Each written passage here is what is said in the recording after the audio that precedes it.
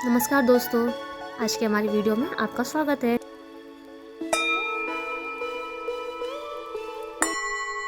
जब श्री कृष्ण पांडवों की तरफ से युद्ध का आगाज कर रहे थे, श्री कृष्ण ने प्रतिज्ञा ली थी कि वह युद्ध में हथियार नहीं उठाएंगे और निहत्थे ही पांडवों को विजयी बनाएंगे।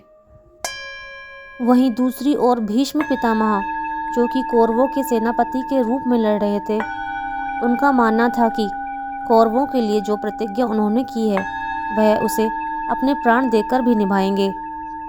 युद्ध में ऐसा प्रतीत हो रहा था कि भीष्म कुछ क्षण में ही पांडवों को हरा देंगे।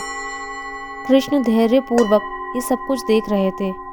वह जानते थे कि अर्जुन भीष्म का मुकाबला नहीं कर सकते, पर उन्होंने अर्जुन से वादा किया था कि पांडवों को ही विजय दिलाएंगे। तभी श्री कृष्ण ने पितामह को रोकने के लिए रथ का पहिया उठा लिया।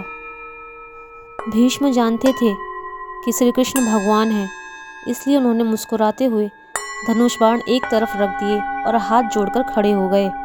भीष्म श्री कृष्ण से कहते हैं, हे भगवान, आपने तो प्रतिज्ञा ली थी कि आप कोई शस्त्र नहीं उठाएंगे। आप अपना वादा कैसे तोड़ सकते हैं?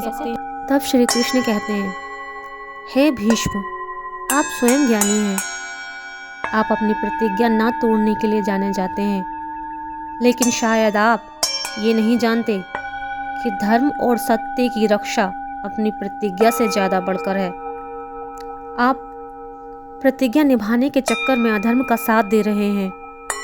और याद रहे, जब जब दुनिया में धर्म का नाश होगा, तब तब मैं इस धरती पर अधर्म का नाश करने अवतरित होता रहूँगा।